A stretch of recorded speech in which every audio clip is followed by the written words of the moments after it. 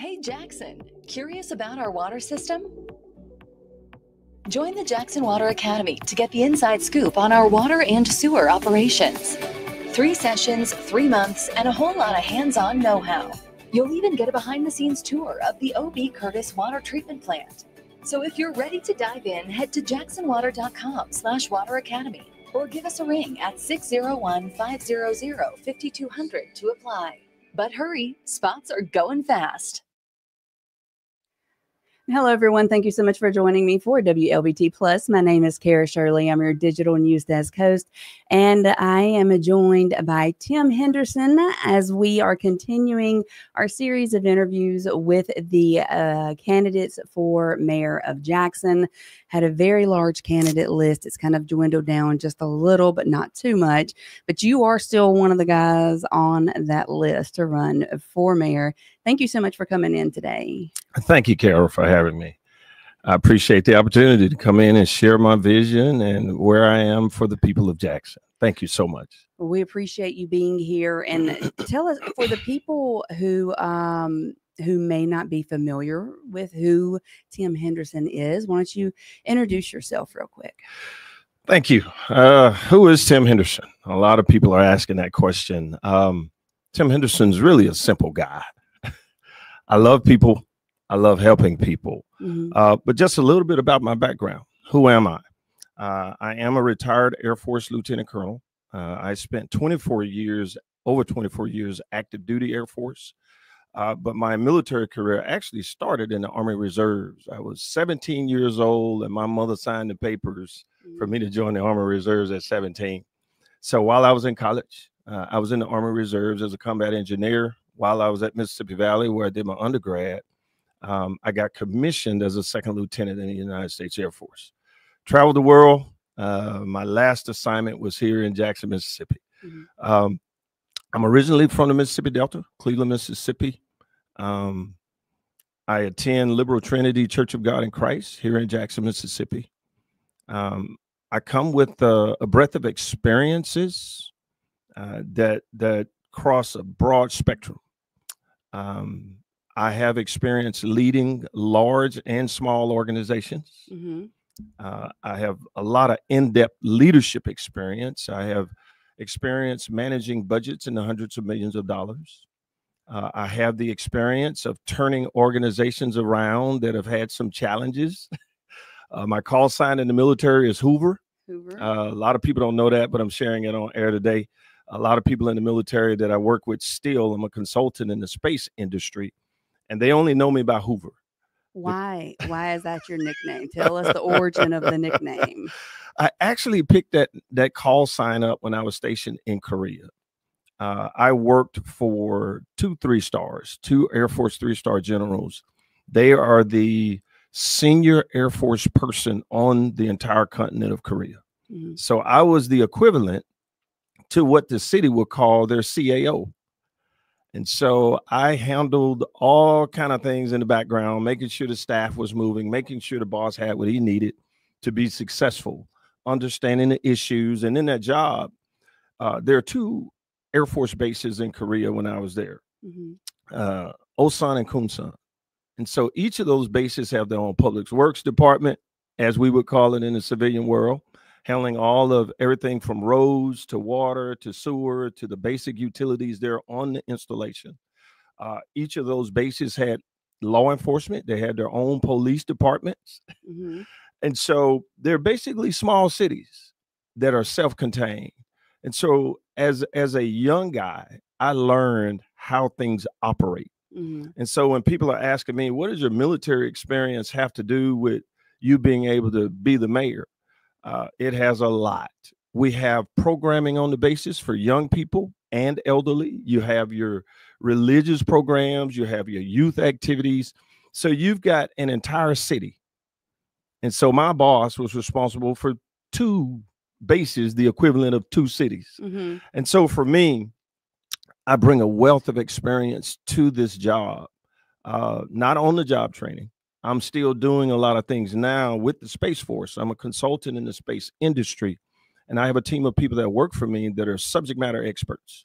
And so in the job we're in, our portfolio last estimate was about $1.5 billion of systems that span the globe and systems that are being acquired for the nation.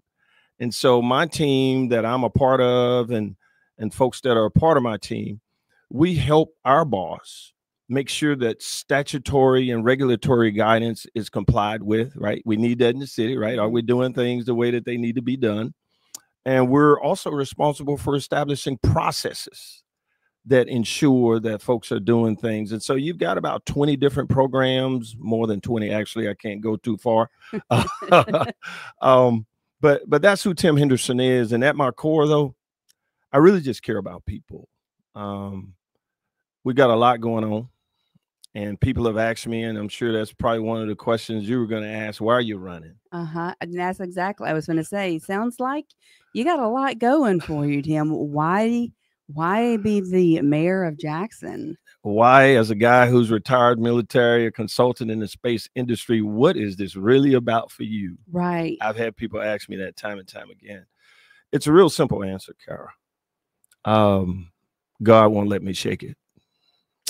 When I moved to Jackson in 2014 into the area, I worked at Jackson State and I ran the Air Force ROTC. Even then, I could see the challenges in the city. I mean, that we were having some major water crises, the infrastructure challenges that still exist in a lot of places, the crime, et cetera. And working with the young people at Jackson State, when I left that job, when I retired, they told me how much they learned from me. I said, nah, you young people really taught me a lot. Throughout my career, I've been involved with youth, whether that's in the community or in church. But at Jackson State, I got up close and personal. At the time, my youngest daughter was still in college, so she was sharing things. She's a daddy's girl, by the way. The oldest one, she and I, we still duke it out. But the baby girl and I, we get along pretty good. You said the keyword baby girl. She's the baby. I got it. Baby girl. Yeah. But she was sharing things about her experiences in college. And then I'm working with someone else's son, someone else's daughter. And so we had students from Mississippi College, Belhaven, Millsaps, Jackson State being the host school, and Tougaloo. And working with those young people, I learned a great deal about what I did not know. The challenges that they're having, personally, the challenges that they were seeing in the city. And then we ended up getting involved with city programs. I got a call one day. The lady at the time was the chief academic officer for middle schools for JPS. I'm in my office minding my business. Somewhere somebody said, hey, this guy here is really, he likes to help kids. And so myself and another good friend of mine, we drive up to a meeting and we learn about the test scores and how nobody had tested proficient in this particular middle school in algebra. And she shared some things. And I leaned over to my buddy. I said, what is she really mean that these kids are having these kind of challenges? He was like, yeah. So I'm a solution-oriented guy, right? It's one thing to see a problem or a challenge.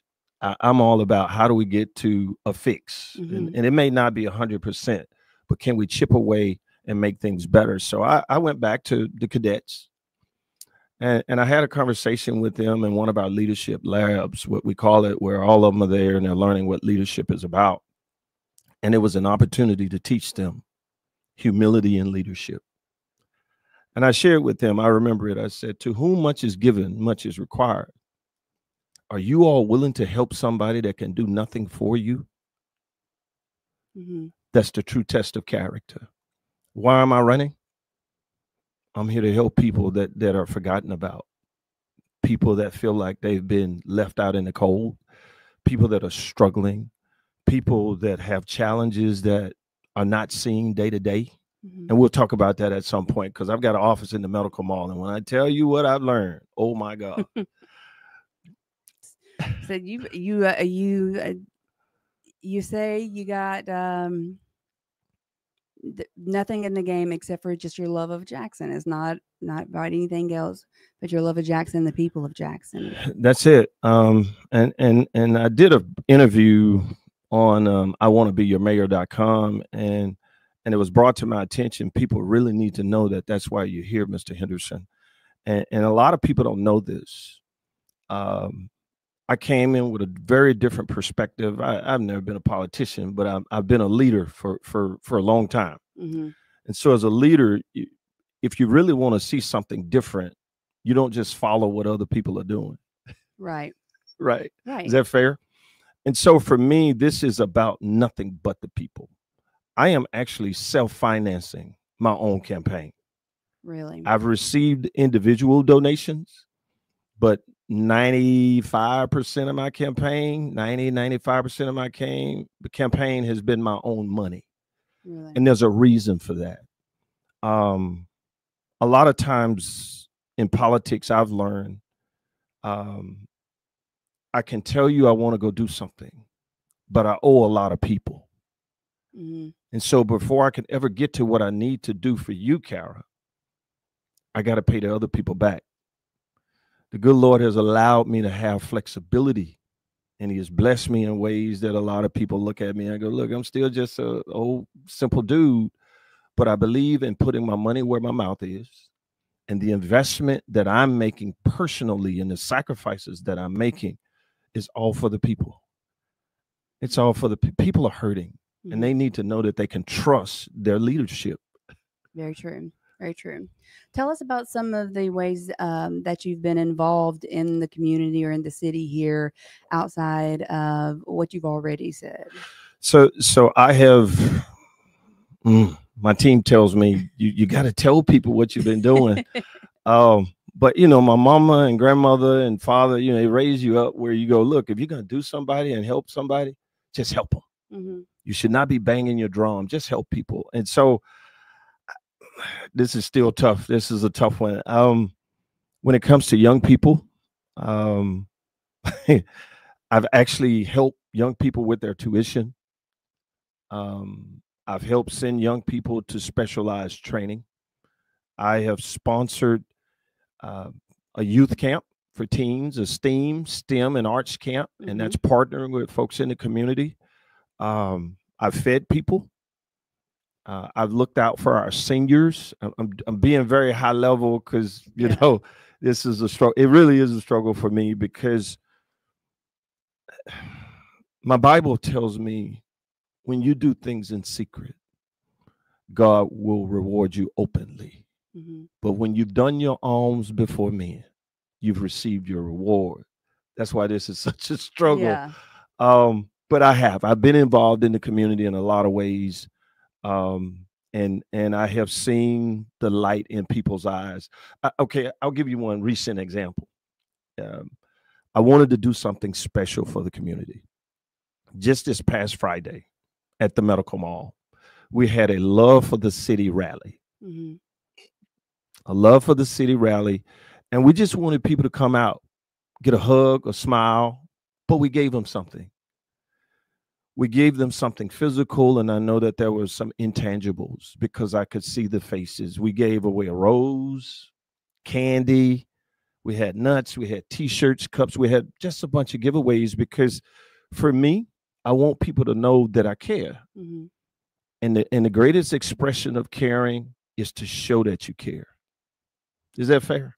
It's pretty fair, yeah. Yeah, and so we did that just Friday. Mm-hmm. We have a homeless issue in the city, and so I feed people all the time. I'll just say it like that. Yeah. And I struggle with that. Can we just be real? Yeah. At one point, it got kind of tough because I felt like I was being used. I felt like folks were just knocking on the door at the Medical Mall because they, you know, the word had gotten out, and God dealt with me and said, no, don't be weary in doing well. Mm-hmm. Keep doing what you're doing. Because I've learned that when you just do good to do good, you never know the impact that you have on another person. Very true. You never know what their circumstances are, and I don't ever ask. Mm-hmm. And I think that comes from my upbringing too. My mother and grandmother would have people at the house, and you walk in from school and be like, who is this person? Who is this person? But they would always say, I can never stand to see another person hungry. Mm-hmm. If you can help somebody, just help them. Yeah. And so I think well, I know that's still what's in me.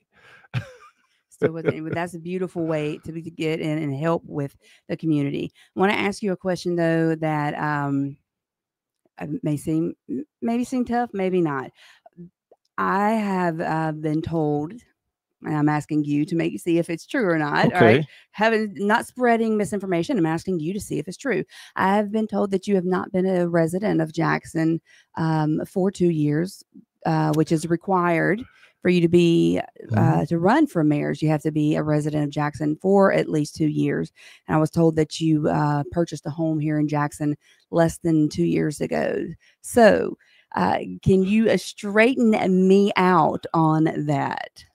Well, I appreciate you asking that question. I have heard that. It's interesting how lies begin to just travel, but old folks say if you let a lie run, it'll run itself out. But I'm going to fix it today. We're going to straighten it out.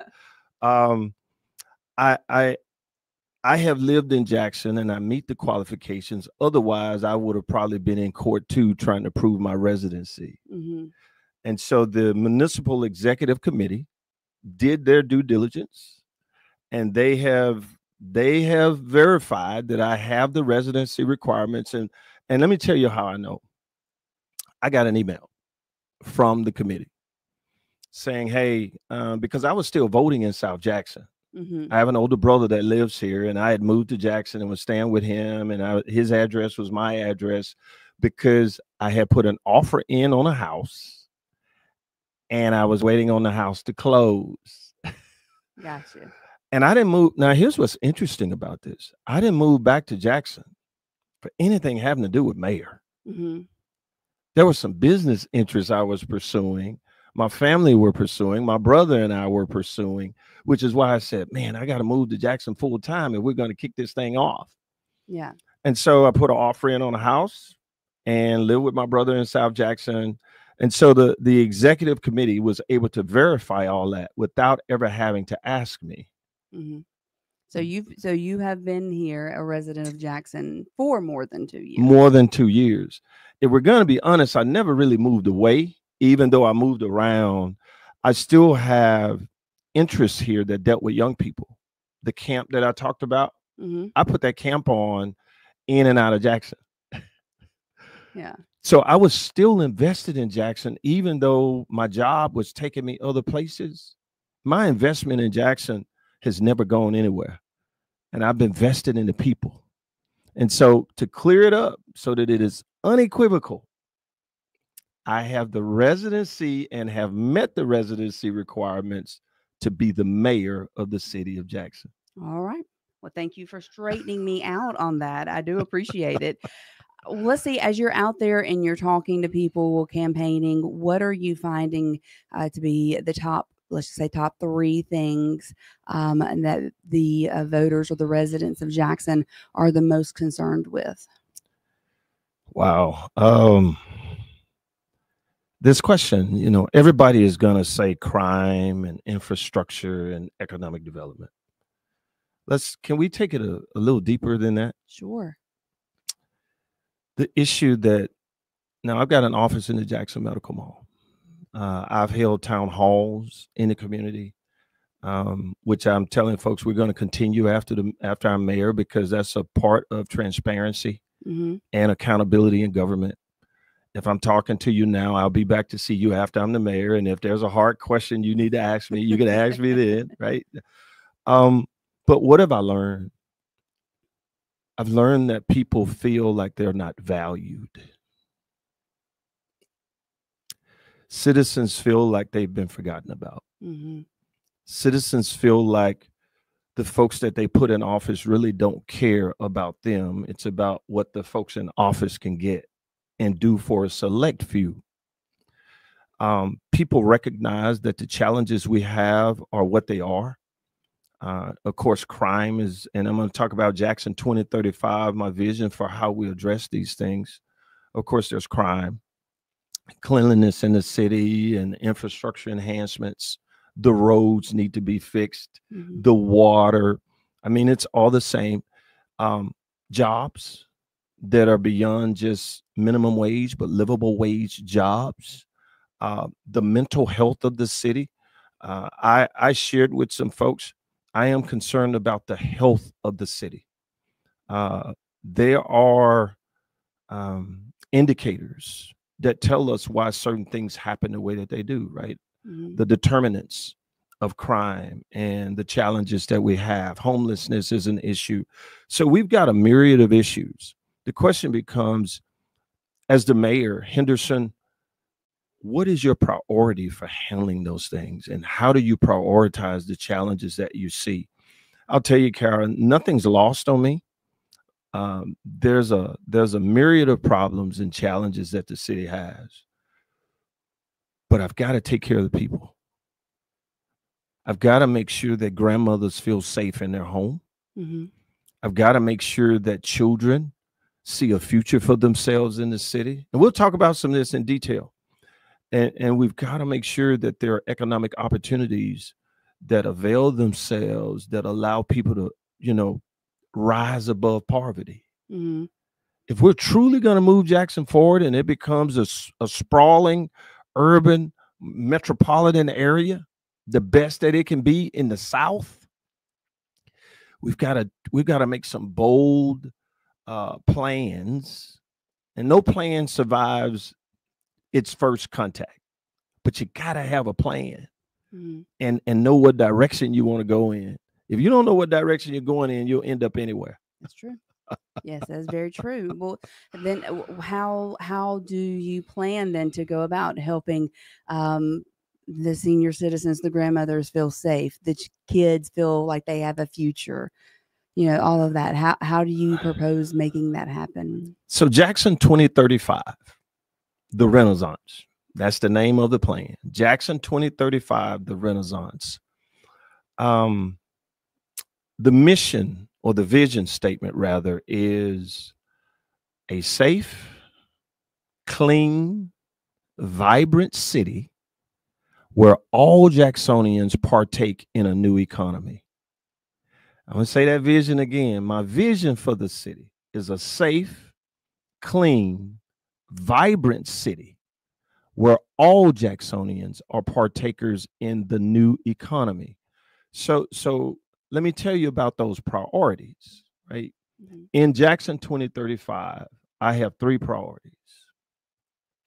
Now, it's a 10-year plan. Now, folks have said, and we issued and requested a clarification, because the other day it was called Project 2035. It's Jackson 2035.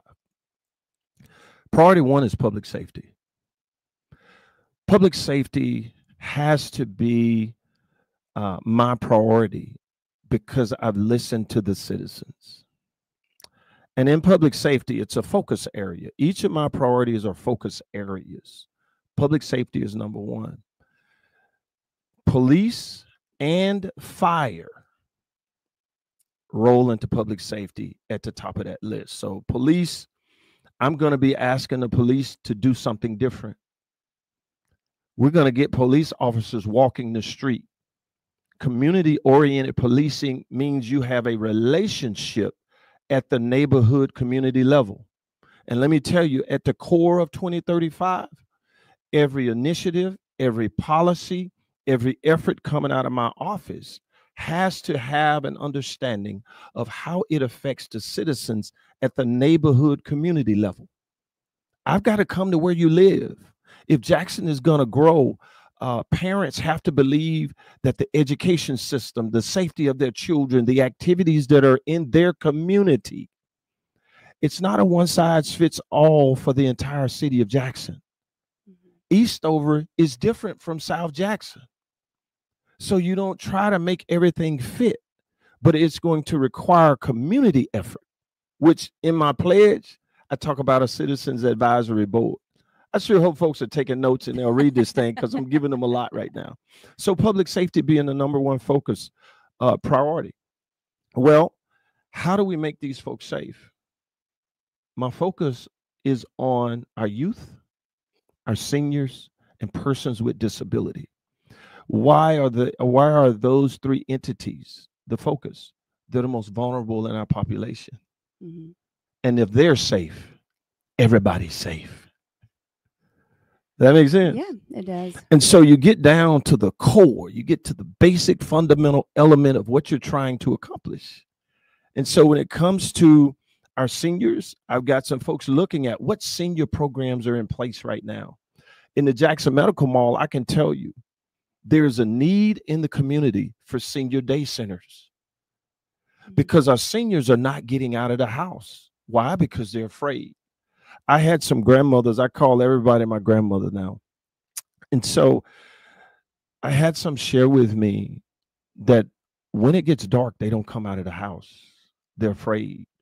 I held a town hall earlier this week in the middle of the day because I had some grandmothers tell me, can you do one in the middle of the day? Mm-hmm. Because once the sun starts going down, we go in, we lock our doors, we don't come out because we don't feel safe. And so we're doing that. There's a need for safe places for our seniors to be able to get out. I am looking at what does it mean to have a time for all of our parks to have a safe space zone where we've got law enforcement there and you can go walking and you can sit there until we get crime down to where we need it to be. We need safe times for people to get out of the house. Mm-hmm. And so for our young people, I tell people now I'm a law and order guy. I don't believe in giving perpetrators sanctuary. So in military vernacular, I'm coming to find you. We're going to smoke you out of your hole. You will have no sanctuary.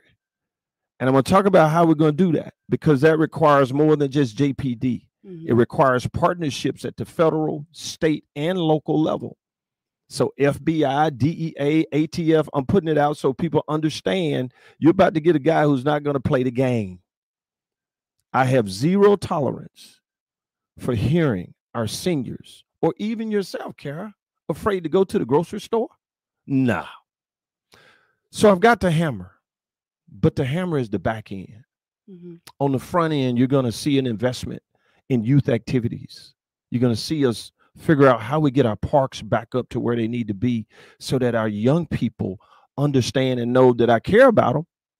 I'm just not going to tolerate bad decisions. Mm-hmm. Right? There's an expectation for you to conduct yourself a certain way because you're in a society that's bigger than just you. We're going to focus on jobs for our young people. We're going to go after the activities. We're going to look at how we get jobs in play because they need to know you can begin now to understanding how society works and how to be a productive citizen in the community that you're in. Mm-hmm. And so you're going to see that. But there's another element to Jackson 2035 that spreads across all my priorities, and it's the nonprofit cooperative. How do we create? I know there's folks got these nonprofit divisions and we got other stuff going on, but how do we put a conscious effort into acknowledging the hard work that people in their corner of the community are already doing, but to bring them together as a collective? That word is leadership. As the leader, I need to bring everybody together because everybody's got resources.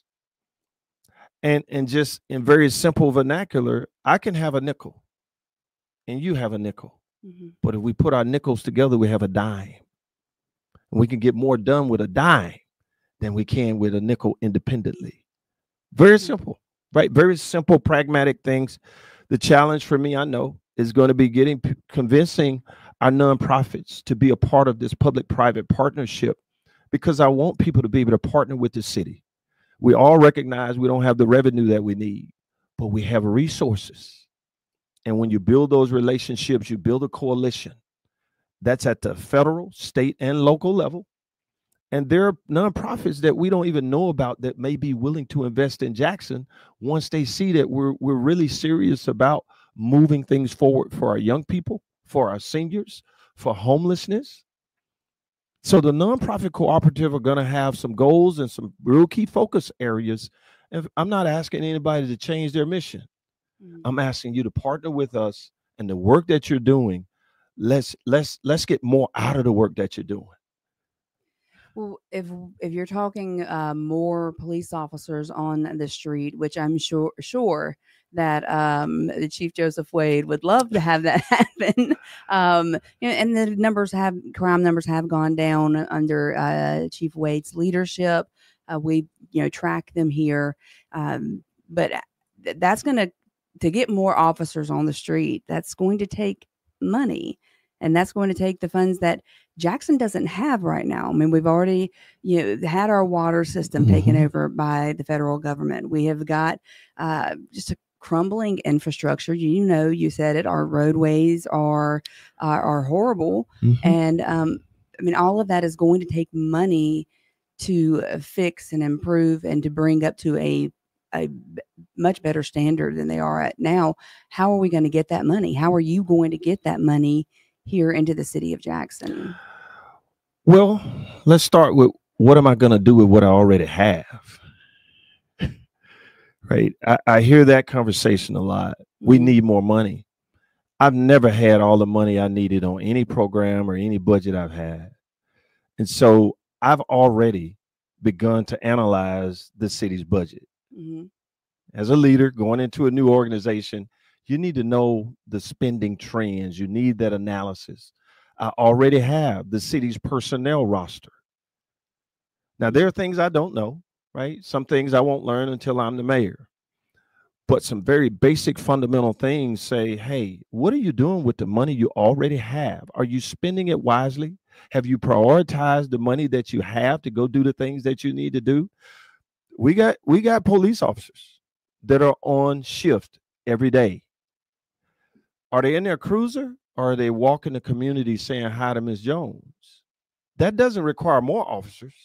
Not yet. It requires us to take a different approach with the force that we have. Do we put folks on bicycles? Someone even said, put some on horses so that the community knows they're out riding horses. I'm like, okay, well, we might consider that. Yeah.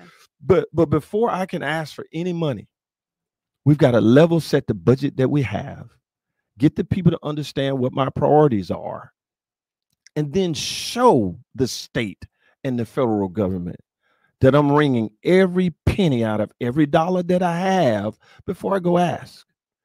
Is that fair? Because there are going to be ways to get money, but we've got to be transparent about the money that we're spending. And so public safety, number one, priority. I'm taking a real hard look at those budget numbers right now, because what's not talked about is our fire. We've got to figure out, we got men and women, firefighters, that are living in some pretty tough conditions. That's a part of public safety. Yeah. We have police officers, firefighters that are out here every day doing the work. So I want to make sure that they know I see them. We're going to work to make sure that they're taken care of, because once they are taken care of, they do a better job of taking care of the community. Back to the very core.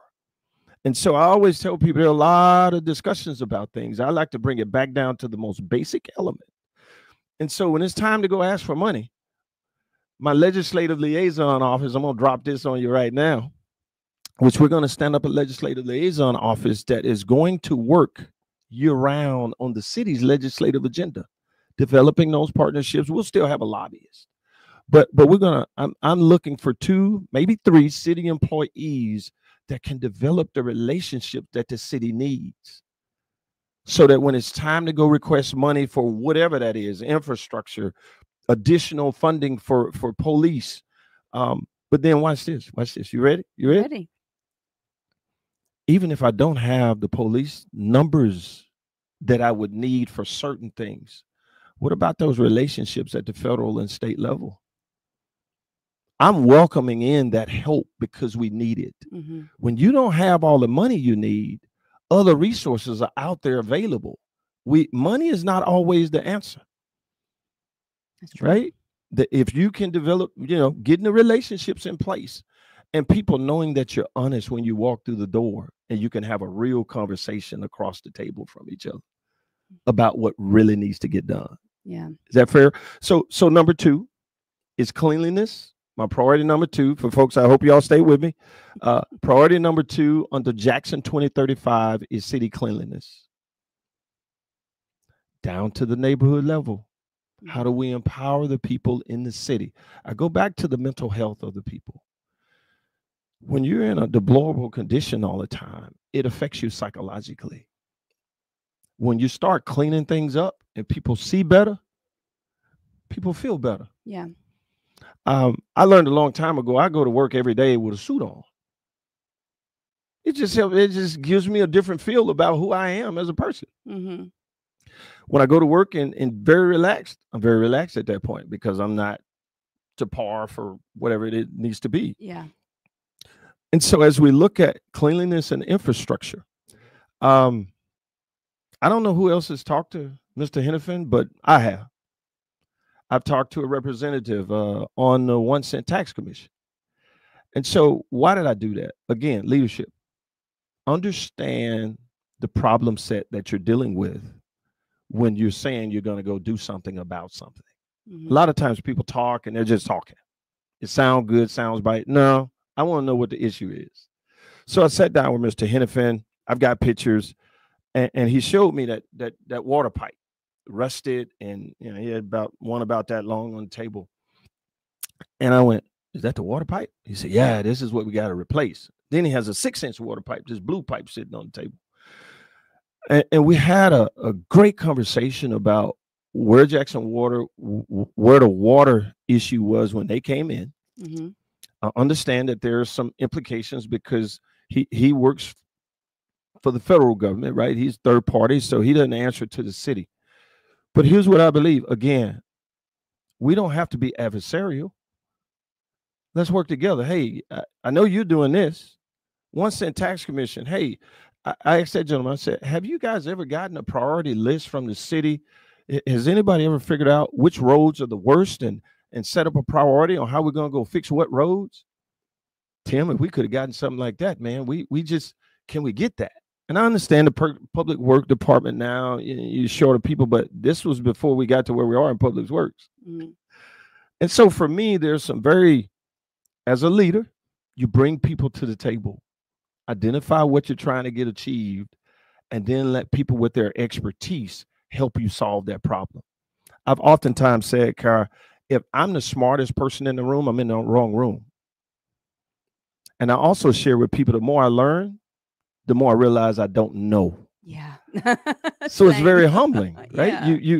I'm humbled to serve because I realize, man, there's a lot of stuff I don't know. And so when we look at infrastructure and we're talking about fixing the roads and we talk about how we're going to fix water, we just need to put everybody at the table. And I think as the mayor, I can get everybody at the table, make sure that we're all on the same page. 1 cent tax commission has their edict. Mr. Henderson has his edict under Jackson Water. But here's what I want to understand. How much funding do we have over here? Understand it's about $16 million a year that comes in on the 1 cent tax. But I also understand that Mr. Henderson has a budget. Why don't we sit down and figure out, hey, what do you think you're going to be able to accomplish with what you have?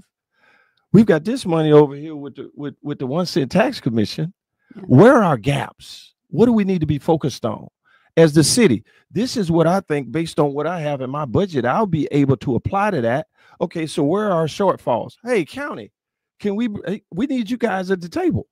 Yeah. Oh, the county is going to contribute. We still have a shortfall. Hey, legislative liaison team, put this together in a package and let's figure out what this looks like when we go to the state. What other grants are out there that allow us to go after funding? Let's pull this together. And so the grants office, there needs to be connective tissue. In most organizations, everybody's working in their silo.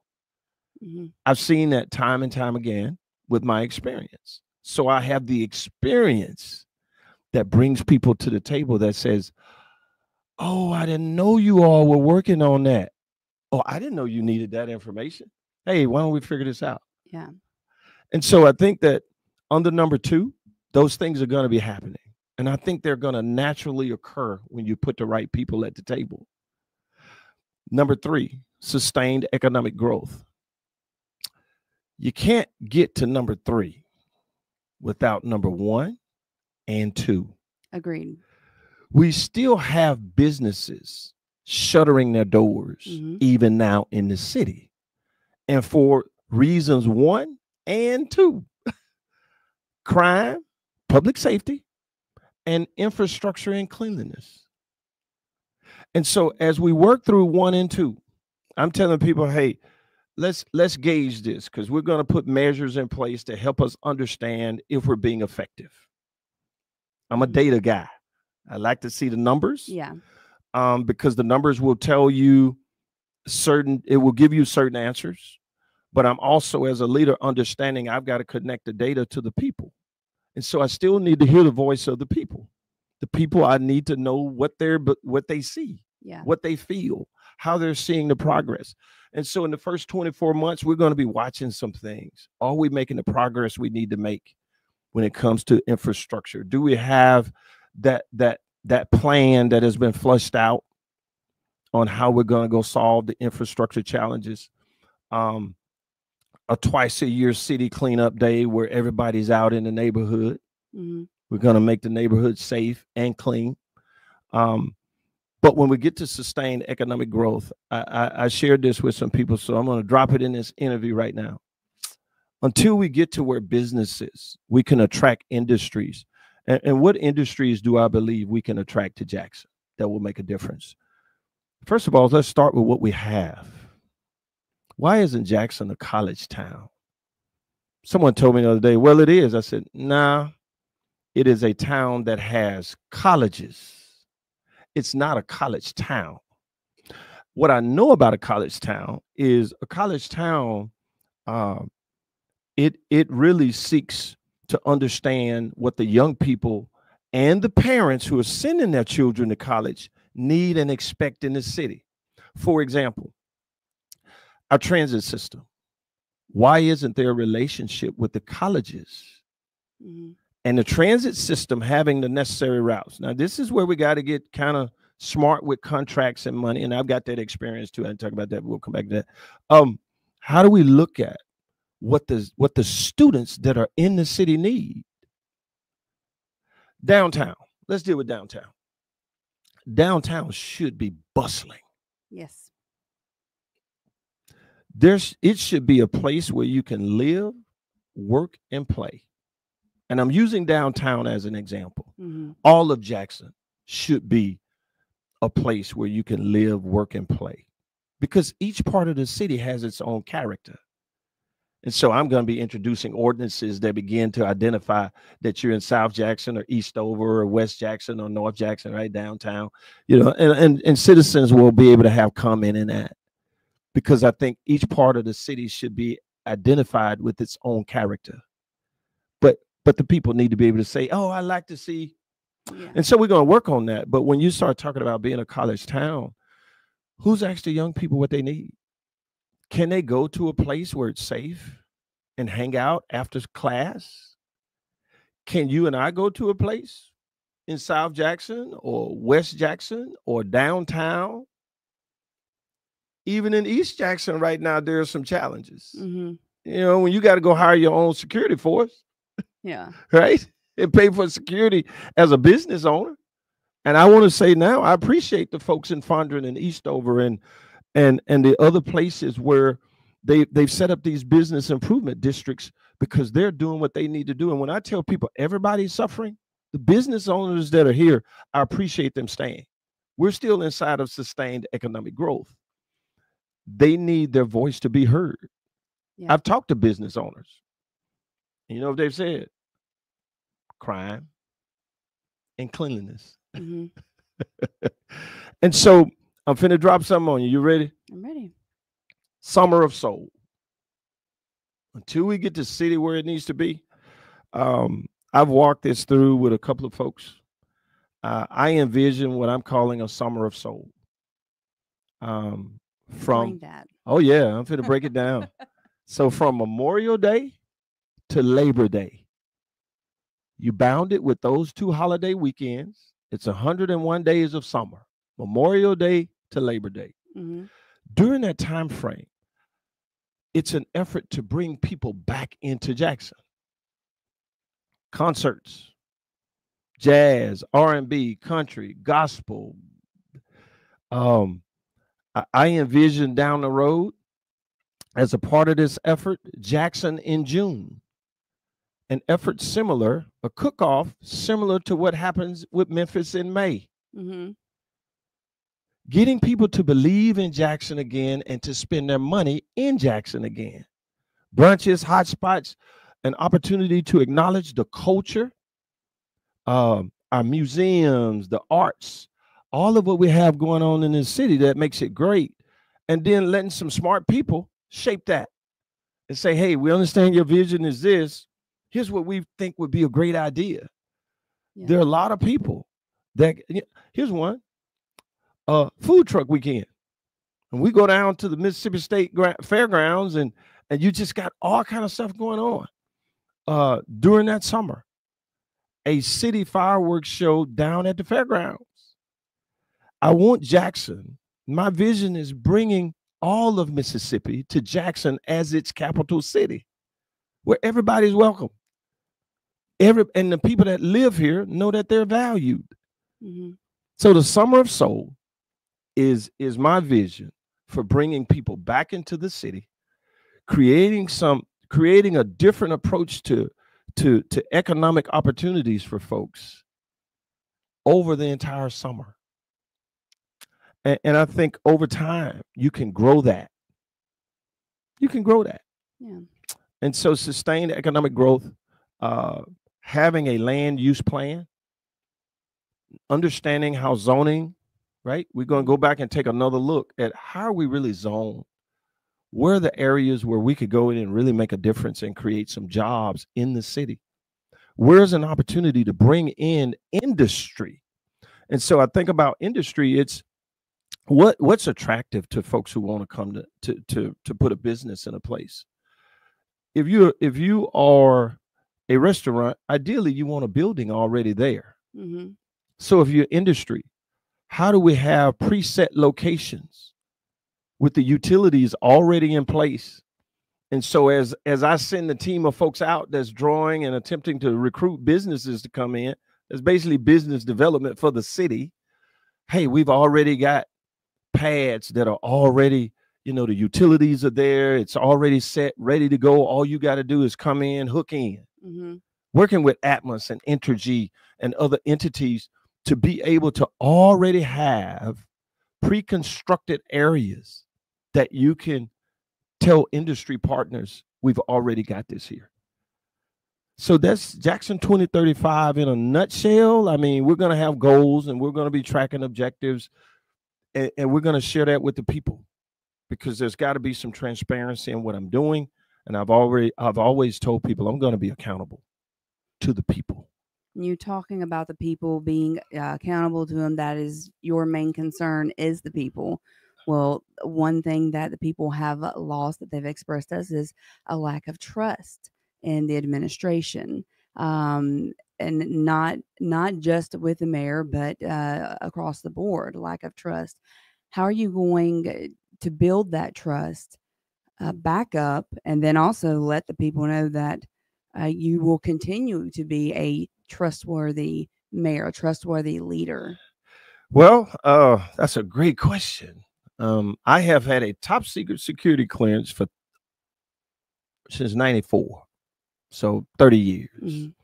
Top secret security clearance says that they have gone through my background extensively to the point of talking to neighbors. Yeah. And every time that I've had to have a new clearance adjudicated, meaning I had to go through the process again, they tell me to list everywhere I've lived. And the investigators go out and talk to people. And so for me, I come with trustworthiness just in what I do. So what does that mean for the people? I've been connecting to the people since I began. Leadership, I've learned, if you're really going to know and understand what you're trying to do for people that you are leading, you need to know your people. Mm-hmm. And so even though I'm in the Jackson Medical Mall, I've met with people in every corner of this city just to understand, what are your concerns? What do you think would make the city better? I've met with people of every economic background because everybody has different perspectives. trustworthiness for me, I've had these town halls. I talked about them earlier. The town halls were my introduction to the people getting to know me as a person and a leader. Going forward, we're going to continue those town halls. I think what's very important is I've said, after 6 months of being in office, we're going to have a town hall so that the people can hear, hey, this is what your mayor has learned in the first 6 months. Transparency is going to be key.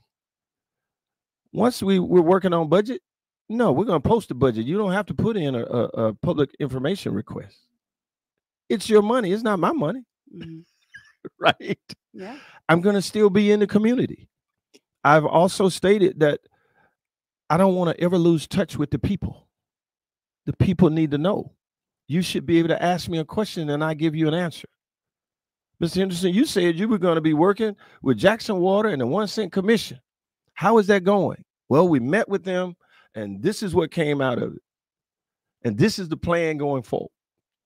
To me, it seems very pragmatic and simple, but I understand my experiences are different. And so trustworthiness, being honest, being transparent. When I say something, if I wasn't right, I need to be able to come back to you and say, Kara, I apologize. I got that wrong. Yeah. Just human nature. And that builds trust. I don't have to have every right answer, but I need to have a conversation and to be able to give you an answer. And sometimes the answer is we haven't gotten to that yet.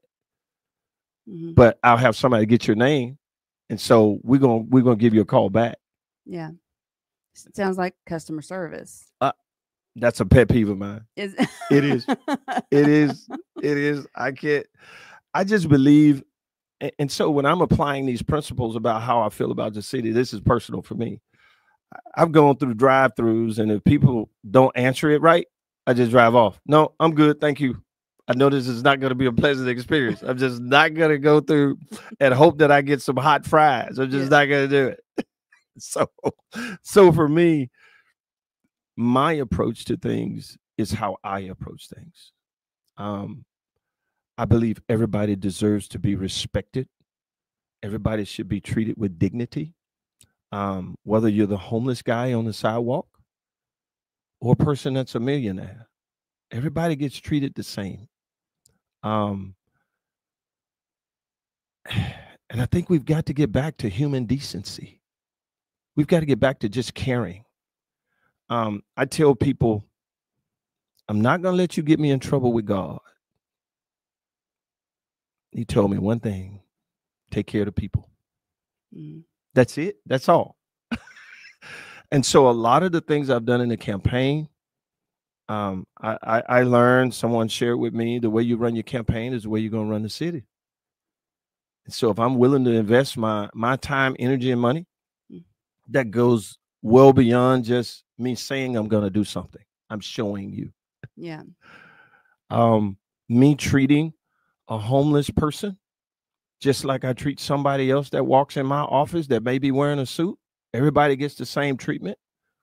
That's just who I am. Me paying attention to children and my seniors. A guy on my team, he tells me, he says, look, we saw you at the Love for the City rally. I told your brother, hey, the schedule goes out the window when seniors and kids come around because he just gonna stop and spend time with them. I like, man, I do that for real? He was like, yeah, the schedule goes out the window. He said, but it's just good to know. That's just who you are. It shows the character of you. You know, I had one of my 3-star bosses said, and it was about character. He said, it's amazing what you can get done when nobody cares who gets the credit. It's amazing what you can get done when no one cares who gets the credit. And so for me, this is not about politics. This is not about any of this. I will tell you, Kara, as I think about this challenge, I'm humbled every day even the more because of the ability to touch another human being's life in a positive way. We're not going to get it all right. We're not going to get it all done at once. That's why there's a 10-year plan to move us forward beyond where we are And I always tell people we're looking up and moving forward, right? We're not going to admire the problem. We're going to come up with solutions. I'm going to say that again. I like that one. We're not going to admire the problem. A lot of people talk about the problem. I'm a solutions guy. I want to see what the effect is on the back end. I want to know how that affects the people at the community. Have you talked to people in the community? Do we know what they want? Is this going to meet their need? Mm-hmm. And so in my pledge for the citizens, even on my website, I've got a contract out there, and I walk through several things. I talk about transparency and physical responsibility. I talk about the investment for our young people and our seniors. I talk about the need to clean the city up. I talk about the jobs. And so some things things are going to happen at different levels, at a different scale, but you should be able to see. And I've told people, it's real simple. We're either going to see results, or I'm going to come back and tell you I'm not the guy for the job. Now, ain't no other candidate probably going to say that. But I'm not running. I don't have opponents in this race. I'm running for the people. If I can't make the change, and I'm going on record, if I can't make the change that the people need, and you don't believe things are changing, you can't see things moving, I'm not the guy for the job. And that's what people have to understand now. Even in this race, who's got the experience that you need? It's not who's been around the city the longest. It's not who's been in a particular job the longest. Mm-hmm. But who's got my experience in turning things around? Who's got my experience in being able to lead people?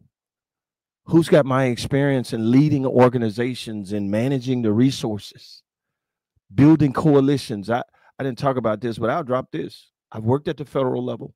I've worked with the State Department. I've worked internationally. That's experience that I'm not sure people have asked me, with your experience, why in the world would you take this on? God won't let me shake it. I've got to help these folks. I've got to help myself. I'm a citizen in the city.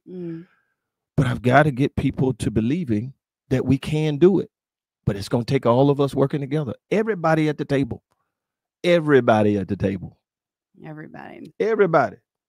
Well, you have answered a lot of the questions that I had on my list today that I didn't get to answer, because you just went on and answered them, which is great. It makes my job a lot easier. So I appreciate that. No, but for those who are listening right now and are considering voting for you, the mic is yours.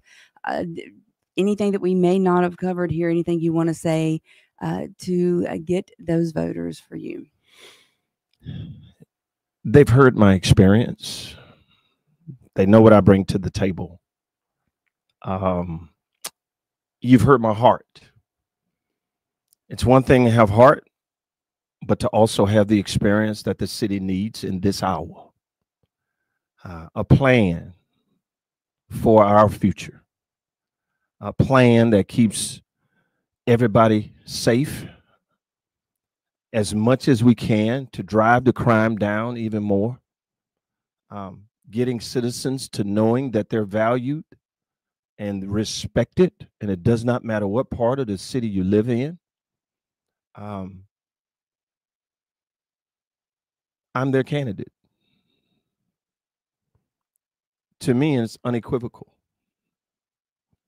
A lot of people have been around and have said that they've done a lot of things. I always ask, then why are we where we are? I serve no interest but the people. I understand that everybody's got perspectives and opinions. I want to make sure people know that there's going to be accountability up and down the chain, and that scares some people. I'm bringing all the elected officials to the table. I'm going to be working with their city councilmen. I'm going to be asking city council to give me their top 5. I'm the mayor for everybody. And I need the council persons to be out making sure that they're engaged with their constituents. And so it's real simple. The choice is simple. The question I have is, do you want something different?